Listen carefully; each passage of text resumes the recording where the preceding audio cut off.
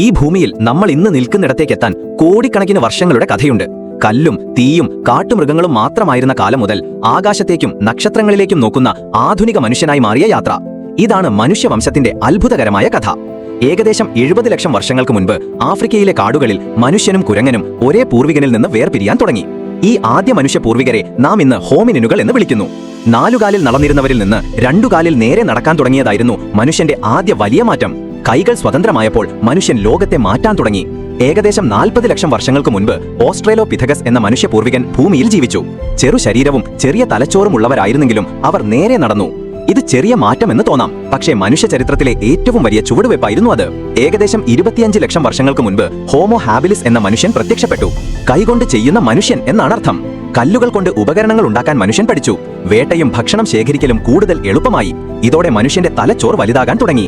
ഏകദേശം 18 ലക്ഷം വർഷങ്ങൾക്ക് മുൻപ് ഹോമോ എറക്ടസ് മനുഷ്യ ചരിത്രം മാറ്റിമറിച്ചു. തീ മനുഷ്യന്റെ കൈവശമായി. തീ മനുഷ്യനെ രക്ഷപ്പെടുത്തി ചൂടേകി ഭക്ഷണം വേവിക്കാൻ സഹായിച്ചു. മനുഷ്യൻ ആഫ്രിക്ക വിട്ട് ഏഷ്യയിലേക്കും യൂറോപ്പിലേക്കും യാത്ര ചെയ്തു. നിയാൻഡർതാൽ മനുഷ്യർ ശക്തരായിരുന്നു. തണുപ്പിനെ അതിജീവിച്ചു, കൂട്ടമായി ജീവിച്ചു.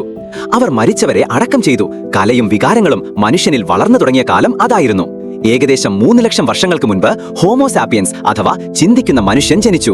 ഭാഷ, കഥകൾ, ചിത്രങ്ങൾ, മനുഷ്യൻ ആശയങ്ങൾ പങ്കുവയ്ക്കാൻ തുടങ്ങി. ഇതാണ് മനുഷ്യനെ മറ്റെല്ലാ ജീവികളിൽ നിന്നും വ്യത്യസ്തനാക്കിയത്. ഏകദേശം 10,000 വർഷങ്ങൾക്ക് മുൻപ് മനുഷ്യൻ കൃഷി ആരംഭിച്ചു. സ്ഥിരതാമസം, ഗ്രാമങ്ങൾ, നഗരങ്ങൾ, സംസ്കാരങ്ങൾ ജനിച്ചു. നിയമങ്ങളും മതങ്ങളും കലയും ശാസ്ത്രവും മനുഷ്യനെ ഉയർത്തി. കല്ലുപകരണങ്ങളിൽ നിന്ന് കമ്പ്യൂട്ടറുകളിലേക്കുള്ള യാത്ര, മനുഷ്യൻ തന്റെ ബുദ്ധി കൊണ്ട് ലോകത്തെ മാറ്റി. ഇന്ന് നമ്മൾ ചന്ദ്രനിലേക്കും ചൊവ്വയിലേക്കും നോക്കുന്നു. പക്ഷേ ഈ യാത്ര എവിടേക്ക്? മനുഷ്യവംശത്തിന്റെ കഥ അവസാനിച്ചിട്ടില്ല. ഓരോ തലമുറയും ഈ കഥയിലെ പുതിയ അധ്യായമാണ്. നാം എവിടെ നിന്ന് വന്നു എന്നറിയുന്നത് നാം എവിടേക്ക് പോകുന്നു എന്നറിയാൻ സഹായിക്കും.